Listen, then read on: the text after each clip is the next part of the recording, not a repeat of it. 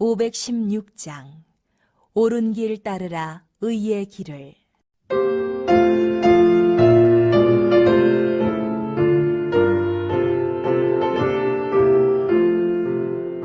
옳은 길 따르라 의의 길을, 세계 만민을 찾는 길, 이 길 따라서 살기를 온 세계에 전하세. 만 백성이 나갈 길, 어둠 밤 지나고 동 튼다. 환한 빛 뻔하죠. 주의 사랑을 이 땅에 거두겠네 오겠네. 주 예수 따르라 승리의 주, 세계 만민에 나갈 길과 진리요 참 생명, 내 청검을 부수고 다 따르라 평안. 어둠 밤 지나고 동 튼다. 환한 빛 뻔하죠. 주의 사랑을 이 땅에 거두겠네 오겠네.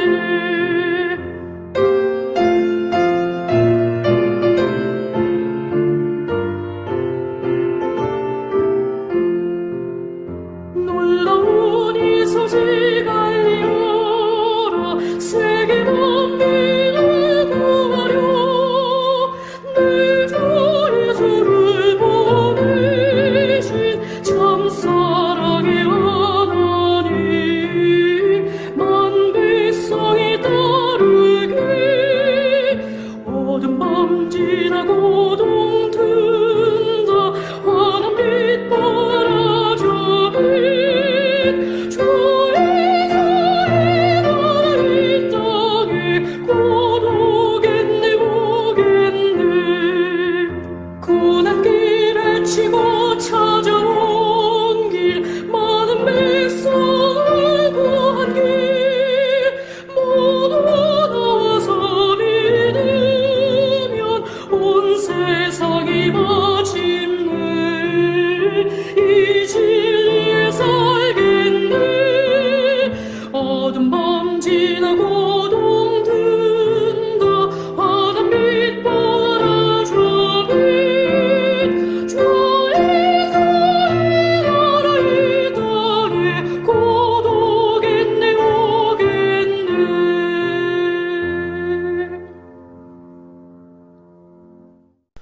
할렐루야. 오늘 수요 예배에 함께 하신 여러분을 주의 이름으로 축복합니다.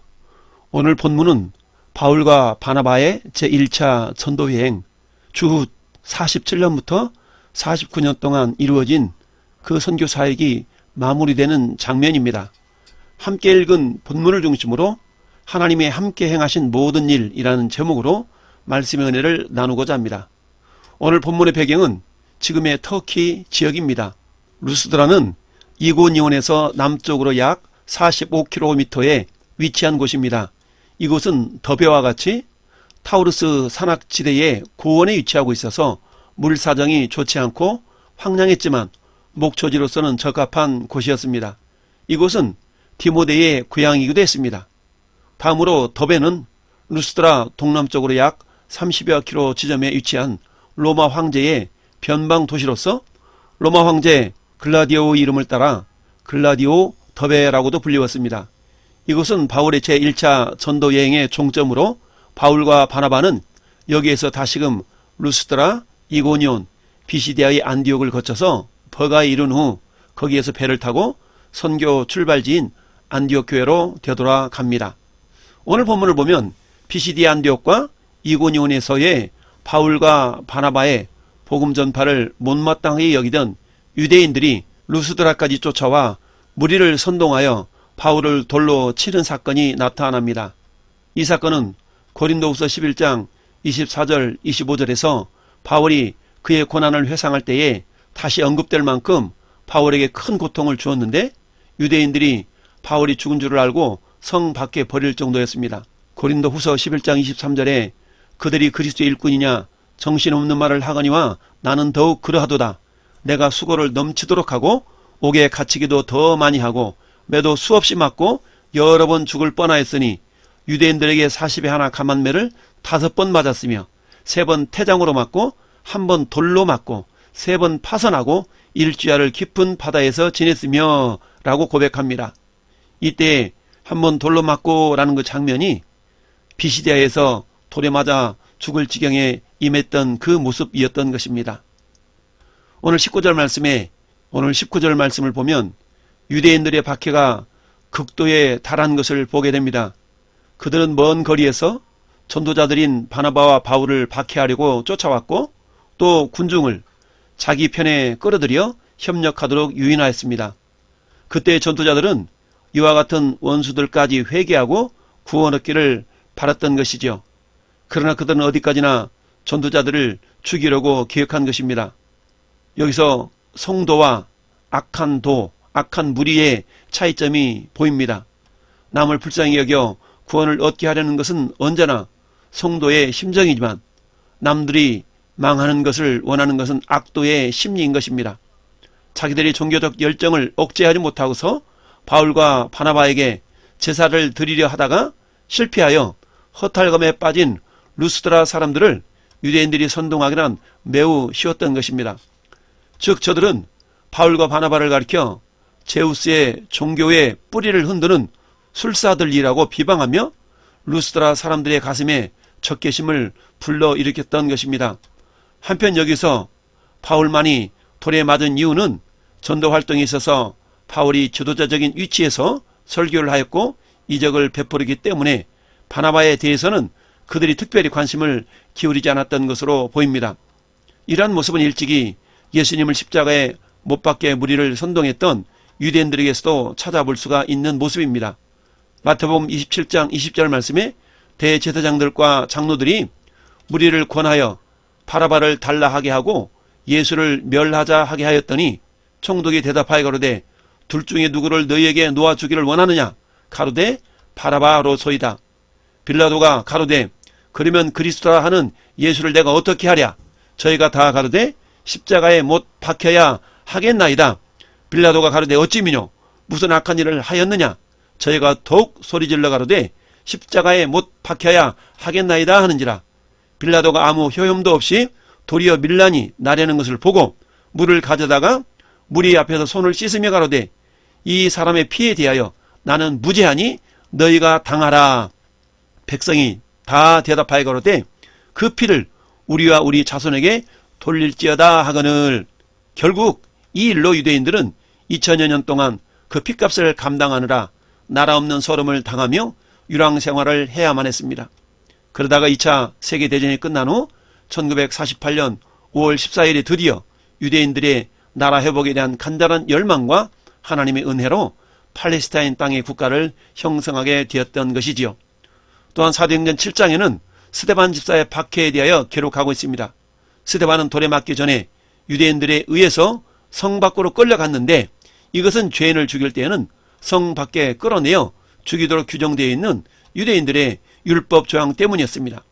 신명기 17장 5절 말씀에는 너는 그 악을 행한 남자나 여자를 내 성문으로 끌어내고 그 남자나 여자를 돌로 쳐 죽이라 라고 기록하고 있습니다.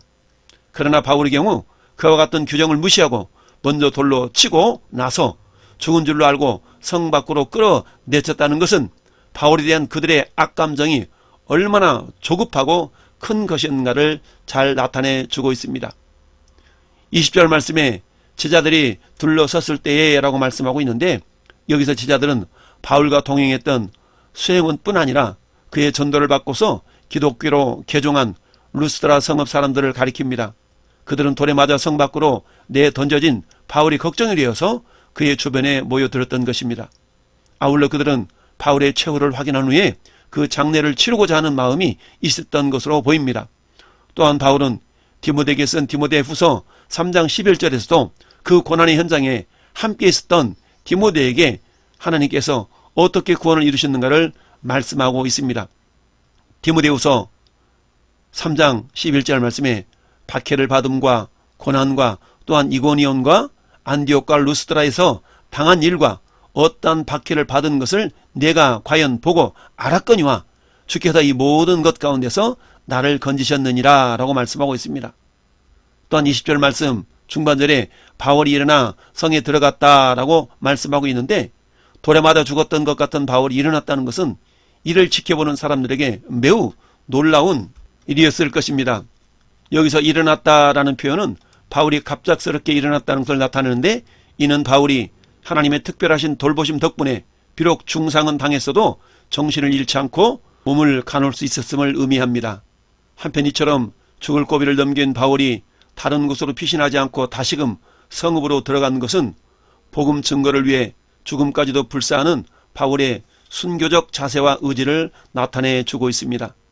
이처럼 복음 때문에 환난을 당하는 바울 일행은 그 박해 때문에 복음 증거를 포기한 것이 아니라 다시 일어나서 루스드라 성에 들어가 사람들을 놀라게 하였습니다. 그리고 이튿날 바나바와 함께 약 동남쪽으로 35km 정도 떨어진 1차 전도 여행의 종점인 더베까지 가서 복음을 전했습니다. 21절은 복음을 그 성에서 전하여 많은 사람을 제자로 삼고 라고 말합니다. 만일 고난이 두려워서 복음 증거를 포기하고 복음의 전진기지인 수리 안디옥 교회로 되돌아왔다라면 많은 사람을 제자로 삼을 수 없었을 것입니다. 코로나 바이러스로 전도 환경이 좋지 않은 것뿐만 아니라 기독교에 대한 인식 역시도 좋지 않은 것이 겉으로 드러나는 오늘의 현실입니다. 그러나 하나님의 나라를 확장하는 일에는 멈춤이 있어서는 안 됩니다. 하나님은 그 누구를 통해서도 하나님의 일을 이루어 가십니다. 돌들을 통해서도 아브라함의 자식을 만드실 수 있는 하나님의 능력은 돌같이 완고해진 사람들의 마음을 움직여서 복음 앞에 나오게 하실 수 있는 것이지요. 그런데 누구를 통해 이 일을 해야 할까 하고 그 사람을 찾고 계십니다. 마치 구약시대 유다왕 우시야 왕이 죽던 해에 하나님께서는 복음을 증거할 사람을 찾으시면서 이렇게 말씀하셨습니다. 이사야 6장 8절에 내가 또 주의 목소리를 들으니 주께서 이르시되 내가 누구를 보내며 누가 나를 위하여 갈꼬 하시니 그때에 내가 이르되 내가 여기 있나이다 나를 보내소서라고 이사야 선지자가 고백을 하였습니다. 이 고백은 천사가 제단 숯불로 이사야 선지자의 입술을 정결케 한 사건 후에 한 고백입니다.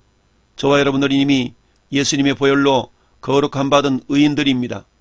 주님은 바울 일행이 돌에 맞아 사경을 헤매면서도 복음을 증거했던 것처럼 복음에 대해서 분명한 확신을 가지고 예수 그리스도를 전파할 일꾼을 지금도 찾고 계십니다. 더베를 떠나 이제 거꾸로 루스드라와 이고니온을 거쳐서 피시디의 안디옥으로 돌아갔습니다. 이곳에 있는 제자들의 마음을 굳게 했습니다. 22절에 제자들의 마음을 굳게 하여 이 믿음에 머물러 있으라 권하고 또 우리가 하나님의 나라에 들어가려면 많은 환난을 겪어야 할 것이라 하고 라고 말씀합니다. 제자들의 마음을 굳게 하였다는 것은 이미 복음을 영접하여 예수 그리스도를 믿고 순종하는 사람들을 더욱 강건하게 양육하는 것은 두 사도가 마땅히 담당해야 할 일이었던 것이죠. 여기서 굳게 하여라는 말은 신약성경 중에서 사도행전에만 나오는 말입니다. 이는 강하게 하다, 안정시키다 라는 뜻으로 핍박과 환난 중에 있는 성도들을 위로하고 끝까지 신앙의 인내를 하도록 격려한 것입니다. 이어서 우리가 환난을 겪게 할 것이라 라고 한 그 말씀에는 당시 루스드라, 이고니온, 피시디아 안디옥 등 갈라디아 지방의 교인들은 점증되어지는 핍박에 동요하여 믿음을 저버릴 수가 있는 소지가 있었던 것입니다. 갈라디아서를 통해서 성경은 이렇게 말씀합니다. 갈라디아서 3장 1절에 어리석도다 갈라디아 사람들아 예수 그리스도께서 십자가에 못 박히신 것이 너희 눈앞에 밝히 보이거늘 누가 너희를 깨더냐. 이 말씀의 뜻은 천국에 들어가기 위하여서 공로로서 환난 겪음이 필요하다는 것이 아닙니다. 천국에 들어가게 하는 공로와 의의는 언제든지 예수 그리스도 뿐입니다. 그러면 이 말씀의 의미는 신자가 천국에 들어가는 도중에는 많은 환난을 만나게 된다라는 것이죠.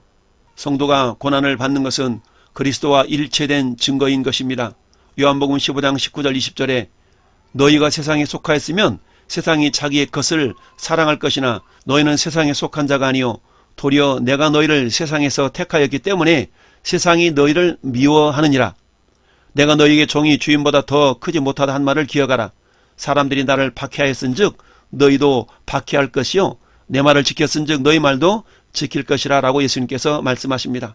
그리스도께서 땅 위에 계시는 동안 고난의 사람이었으니만큼 그와 연합된 성도가 고난에 동참하게 되는 것은 당연하다라는 말씀이지요. 그가 그렇게 많은 환난을 당하면서 천국에 반드시 들어가게 됨이 하나님이 정하신 필연성에 속한다는 것입니다. 그러므로 오늘 본문은 다음과 같이 번역되는 것이 더 이해하기가 쉽습니다. 곧 많은 환난들을 경유하여 하나님 나라에 반드시 들어간다라고 말이죠. 바울은 디모데에게도 동일한 말씀을 하였습니다. 디모데후서 3장 12절에 무릇 그리스도 예수 안에서 경건하게 살고자 하는 자는 박해를 받으리라. 사도행전 16장 2절을 보면 디모데는 루스드라와 이고니온에 있는 형제들에게 칭찬을 받는 자니라고 말씀하면서 디모데도 예수 그리스도의 제자이기 때문에 환난 받는 것을 두려워하지 말 것을 말씀하고 있습니다. 주님은 마태복음 28장 마지막 단락에서 이렇게 말씀하셨습니다. 마태복음 28장 18절에 예수께서 나와 말씀하여 이르시되 하늘과 땅의 모든 권세를 내게 주셨으니 그러므로 너희는 가서 모든 민족을 제자로 삼아 아버지 아들과 성령의 이름으로 세례를 베풀고 내가 너희에게 분만 모든 것을 가르쳐 지키게 하라. 볼지어다 내가 세상 끝날까지 너희와 항상 함께 있으리라 하시니라. 주님이 주신 권세로 주님과 함께 동행하면서 모든 사람들을 제자로 삼는 주인공들이 될 수 있기를 바랍니다. 이를 위해서는 내가 먼저 주님의 충성된 일꾼 즉 제자가 되어져야 합니다. 제자는 태어나는 것이 아니라 만들어지는 것입니다. 우리 왕성교회 비전 선언문에 기록된 것처럼 예수 그리스도의 보혈로 거룩함 받은 바르고 강건한 예수의 제자로서 말씀과 기도와 성령의 능력으로 무장하여 세상을 축복하며 변화시켜 미래를 열어가는 주인공들이 될 수 있기를 예수님의 이름으로 축원을 드립니다. 바울은 고난과 환난을 겪어내냈던 자신의 신앙적 경험을 바탕으로 성도에게는 필연적으로 핍박이 따르며 그것을 굳건히 이겨야만 하나님 나라에 당당히 들어갈 수 있다는 것을 가르치고 있습니다. 사실 마귀의 종된 세상 사람들은 예수 그리스도를 미워함으로 또한 예수께 속한 자들을 미워하고 핍박합니다. 누가복음 6장 22절 말씀에 인자로 말미암아 사람들이 너희를 미워하며 멀리하고 욕하고 너희 이름을 악하다 하여 버릴 때는 너희에게 복이 있도다. 그날에 기뻐하고 뛰놀라. 하늘에서 너희 상이 큼이라. 그들의 조상들이 선지자에게 이어가 차 있느니라 라고 말씀합니다.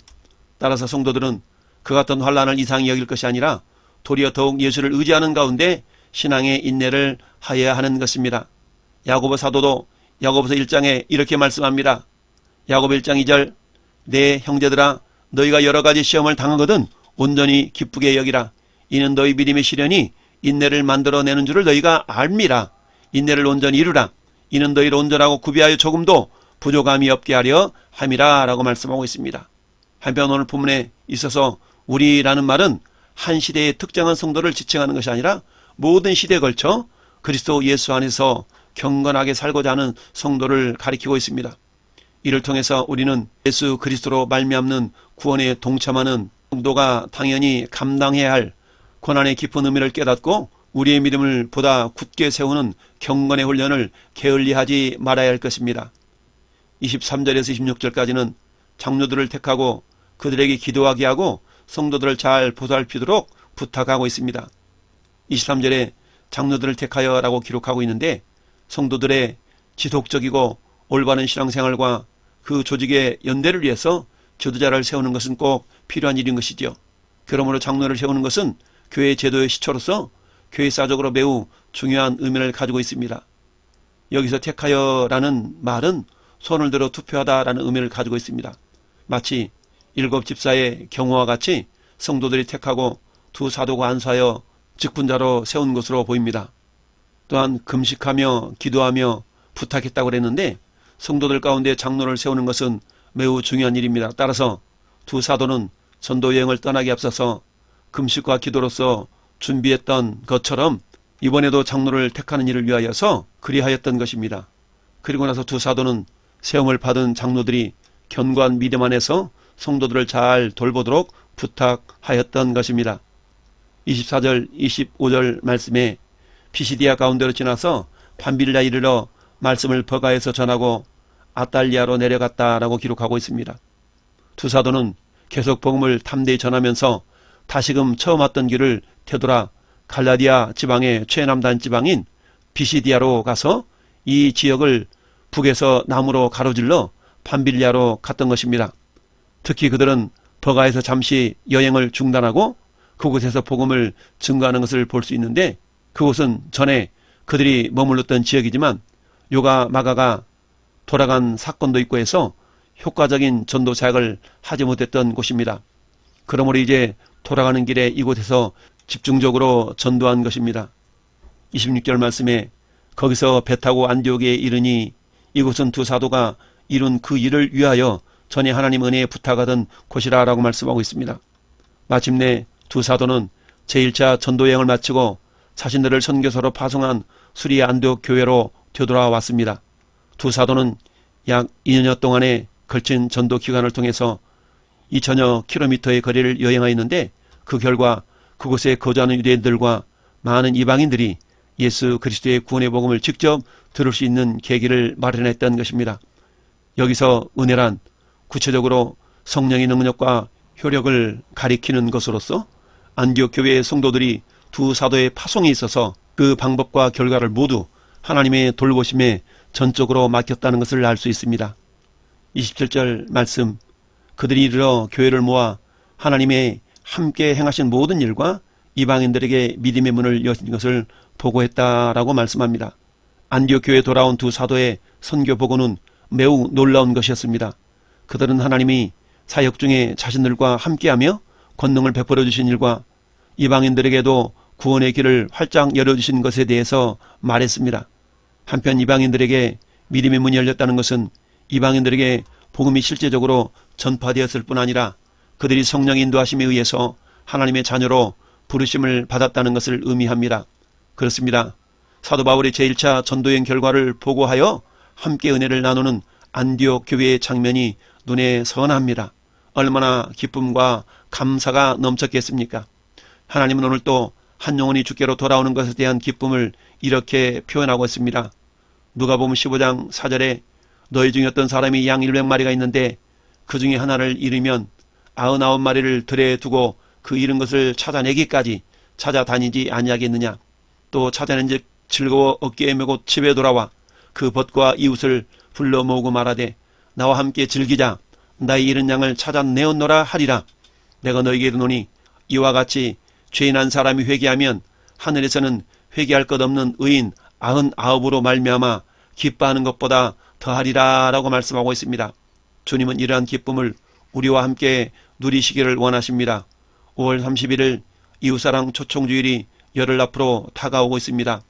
최선을 다하여 안디옥 교회가 금식하며 기도하는 가운데 바울 일행을 선교사로 파송하여 하나님이 함께 행하신 모든 일들에 대하여 기쁨을 나누었던 것처럼 우리 왕성교회도 저와 여러분들을 통해서 하나님이 함께 행하신 모든 일들이 기쁨과 감사와 자랑이 될 수 있기를 예수님의 이름으로 축원을 드립니다. 아멘.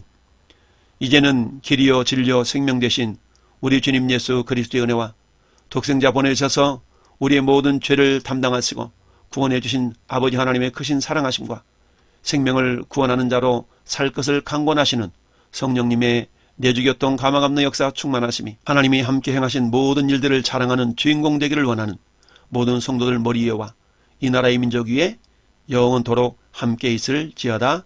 아멘.